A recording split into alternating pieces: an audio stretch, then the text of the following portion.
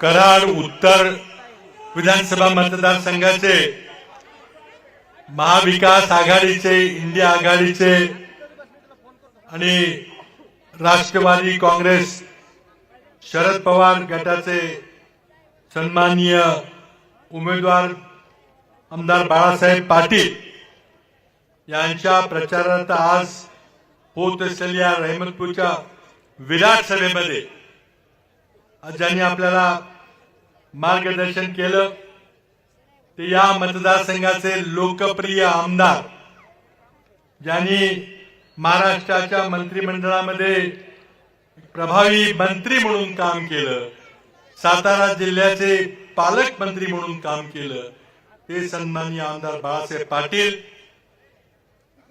सातारा जिल्हा राष्ट्रवादी काँग्रेस शरद पवार गटाचे अध्यक्ष, जिल्हा अध्यक्ष सुनील माने, डॉक्टर भरतजी पाटणकर, शिवसेना उद्धव बाळासाहेब ठाकरे गटाचे किरणजी माने, देवराज पाटील, जितेंद्र पवार, मानसिंगराव जगदाळे, चंद्रकांत जाधव, जितेंद्र भोसले, काँग्रेस पक्षाचे अजितराव पाटील, निवास थोरात, ॲडव्होकेट धैर्यशील पाटील शिरगावकर आणि व्यासपीठावर बसलेले इंडिया आघाडीचे, महाविकास आघाडीचे, राष्ट्रवादी काँग्रेस शरद पवार गटाचे सर्व मान्यवर नेते आणि या विराट सभेमध्ये, रहमतपूरच्या सभेमध्ये उपस्थित आपण सर्व बंधू भगिनी आणि मित्रांनो, येत्या 20 तारखेला आपण फक्त एका आमदाराची निवड करणार नाही,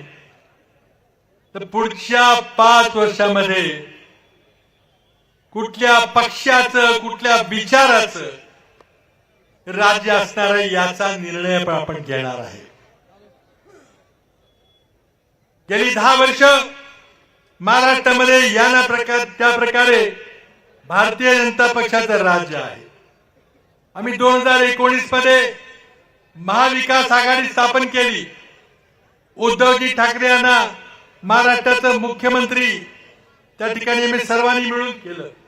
परंतु दुर्दैवानं त्याच वेळेला कोविडची महामारी आपल्या समोर आली आणि त्यावेळेच्या महाविकास आघाडीच्या सरकारनं, त्यामध्ये सन्माननीय बाळासाहेब पाटील देखील एक सन्माननीय मंत्री, सहकार मंत्री म्हणून काम करत होते, त्या सरकारनं कोविडचा मुकाबला करण्याकरता अत्यंत प्रभावी काम केलं. त्याची तारीफ देशातच नाही पण जगभर झाली.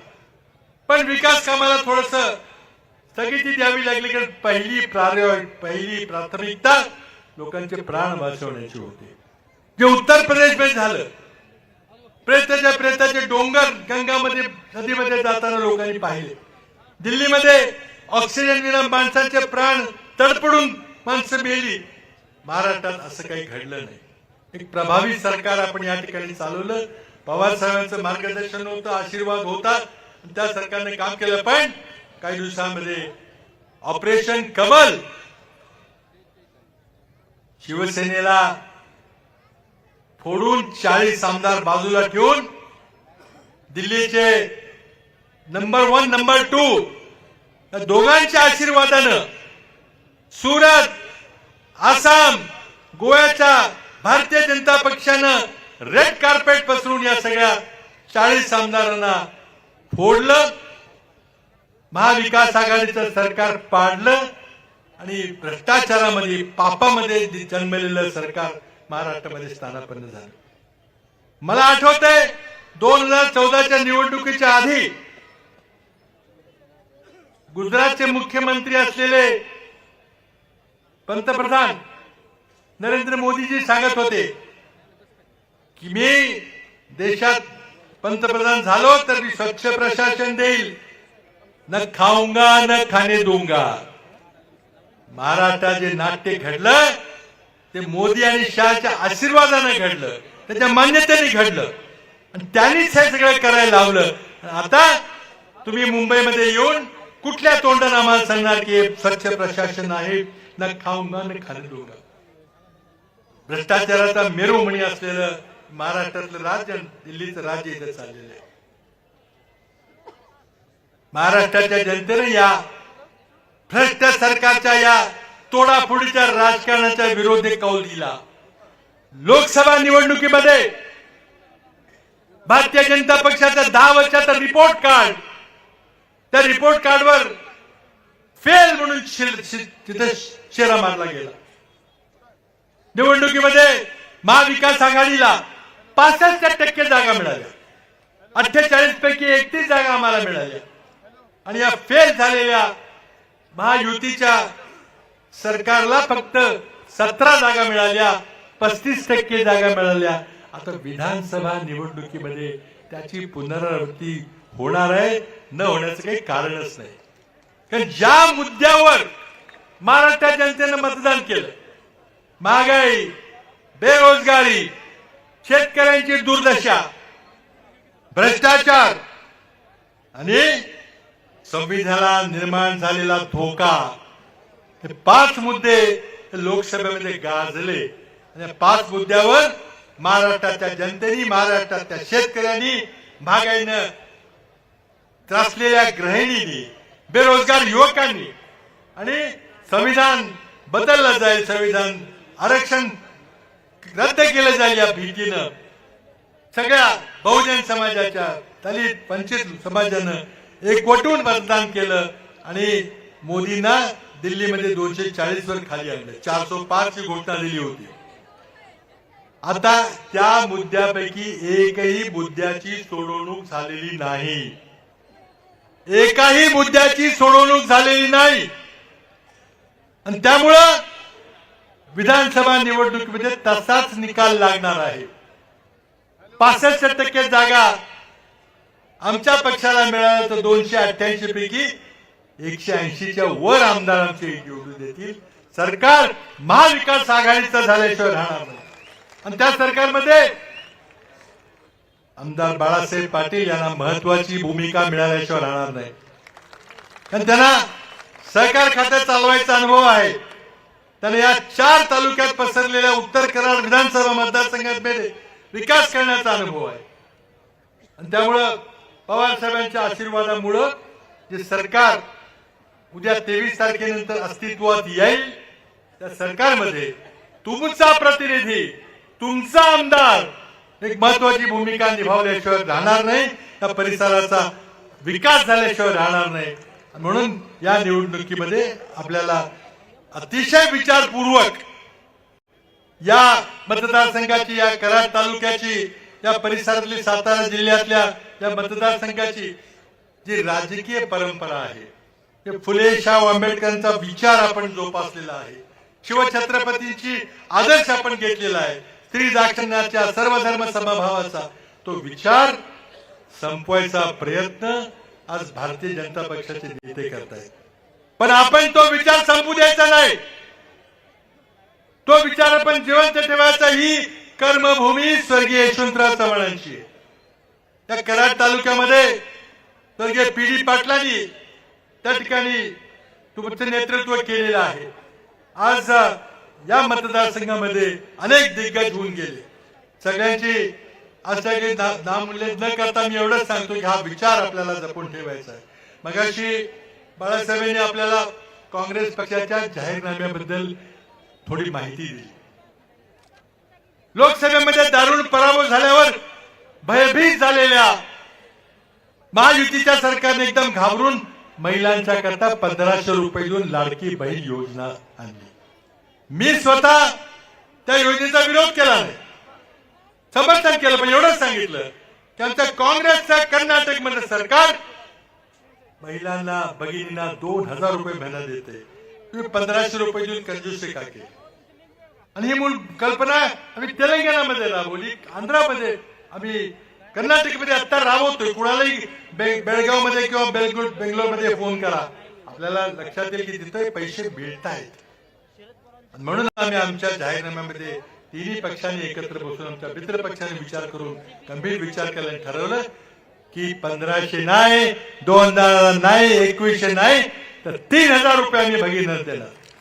आम्ही सर्व भगिनींना मोफत एसटी प्रवासाची सोय करून देणार। महिलांच्या मध्ये आत्मविश्वास वाढला पाहिजे, त्यांनी देशाच्या अर्थकारणामध्ये सक्रिय सहभाग घेतला पाहिजे। शेतकऱ्यांची जी दुर्दशा झालेली आहे विदर्भामध्ये कापसाचं काय चाललेलं आहे, नाशिकमध्ये कांद्याचं काय केलं. आणि ह्या सगळ्या शेतकरी विरोधी धोरणाचे जनक आहेत नरेंद्र मोदी. म्हणून शेतकऱ्यांनी नरेंद्र मोदी सरकारचा पराभव केला. त्या शेतकऱ्यांनी त्यांना काहीतरी दिलासा देण्याकरता आम्ही 3 लाखापर्यंतची कर्जमाफी योजना आणलेली. आरोग्याकरता मी मुख्यमंत्री असताना आम्ही राजीव गांधी जीवनदायी योजनेनंतर महात्मा फुले जीवनदायी योजना ही विमा योजना आणली होती. 1.5 लाखापर्यंत ऑपरेशन मोफत. पण आम्ही आता राजस्थान सरकारची योजना ती राबवणार आहोत आणि शस्त्रक्रियेची मर्यादा ही 25 लाखापर्यंत करणार आहोत. अगदी हृदय शस्त्रक्रिया असोल, किडनी ट्रान्सप्लांटचं, लिव्हर ऑपरेशन असोल, आता 10 लाखाचं कर्ज जरी 10 लाखाचं बिल जरी आलं तरी महाराष्ट्र सरकार ते बिल देईल. युवकांच्या करता बेरोजगारीचा प्रचंड मोठा प्रश्न भेडसावतोय. त्या बेरोजगारीच्या प्रश्नाला तोंड देण्याकरता आई वडील कोण जमीन घाण देतोय, ते दागिने मोडते, पण इंजिनियर होतो मुलगा, MBA होतो, पण नोकरी नाही. आणि अशा परिस्थितीमध्ये पुन्हा मला पुण्याला इंटरव्ह्यूला जायचंय, मला अर्ज करायचा आहे, मला MPSC ची प्रवेश फी भरायची आहे, पुन्हा हात पसरायला लागतात. त्याकरता आम्ही बेरोजगार ग्रॅज्युएट युवकांना, डिप्लोमा होल्डर युवकांना 4,000 रुपयापर्यंत आम्ही वर्षभराकरता भत्ता देणार आहे. तेवढ्यात त्यांनी नोकरी शोधावी. मग अशी बाळासाहेबांनी सांगितलं की मी एक स्मार्ट कार्ड विद्यार्थ्याला घ्यावं लागेल. सगळ्या परीक्षेची फी त्या एका स्मार्ट कार्ड मध्ये येईल. पुन्हा पुन्हा फी भरायचं काही कारण नाही.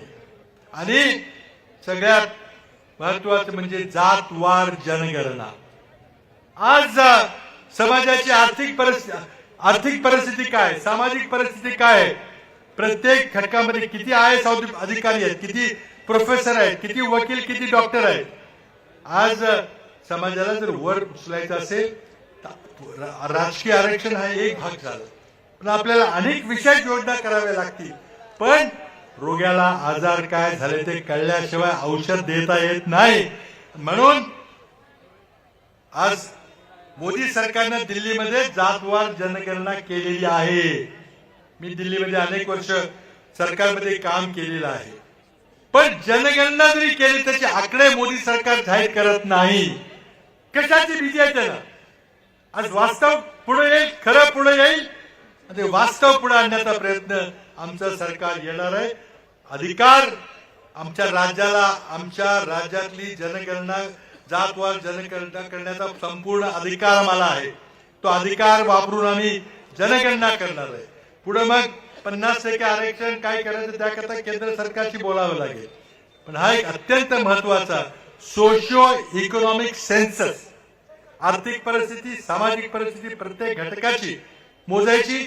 1931 साली शेवटचं जातवार जनगणना झाली होती ब्रिटिश काळामध्ये, पण त्यानंतर आपण बंद केलेली आहे. ती जनगणना पुन्हा सुरू करून समाजाचं वास्तव आज उघडं करायचं हा प्रयत्न आमचा त्या जनगणनेत. खूप मोठा आमचा जाहीरनामा आहे. कृपा करून तो जाहीरनामा पहा आपण. आणि आमचा सरकार आला तर आम्ही सगळ्या गोष्टी जाहीरनाम्यातल्या प्रत्येक बाब आम्ही त्या ठिकाणी पूर्ण केल्याशिवाय राहणार नाही. ही आमची परंपरा आहे. आम्ही तिन्ही पक्षांनी मिळून अनेक बैठका घेतल्या. राष्ट्रवादी काँग्रेस शरद पवार गटाकडे वंदनाताई चव्हाण होत्या, शिवसेनेकडे सुभाषराव देसाई होते, काँग्रेस पक्षाकडे मी होतो, डॉक्टर मुंगेकर होते, सुरेश शेट्टी होते, स्वतः मुनगंटीवार आणि आमचे राऊत, ऊर्जा मंत्री राऊत होते. आम्ही सगळ्यांनी बसून अनेक मुद्द्यांचा विचार केला. डॉक्टर भरत पाटणकर यांच्यासारख्या संघटनांची आम्ही चर्चा केली, जनसंघटनांची चर्चा करून आम्ही जाहीरनामा तयार केलेला आहे. आम्हाला विनंती करायची की येत्या 20 तारखेला आपल्याला आपल्या आयुष्यातला एक अत्यंत महत्वाचा निर्णय घ्यावा लागेल. विशेषकर पहिल्यांदा जे फर्स्ट टाइम वोटर्स आहेत, पहिल्यांदा जे मतदान प्रक्रियेमध्ये भाग घेणार आहेत, त्या युवकांना माझी विनंती आहे की तुम्ही अत्यंत विचारपूर्वक मतदान करा. आपल्या सातारा जिल्ह्याची परंपरा कायम ठेवा. बाळासाहेब पाटील यांनी जे काम केलेलं आहे पालकमंत्री म्हणून सहकार मंत्री म्हणून आणि सहकारमध्ये जे काम केलेलं आहे ते काम लक्षात घेऊन या निवडणुकीमध्ये त्यांना भरघोस मताने विजयी करा आणि सातारा जिल्ह्याची यशस्वी परंपरा कायम ठेवा ही विनंती आपल्याला करतो आणि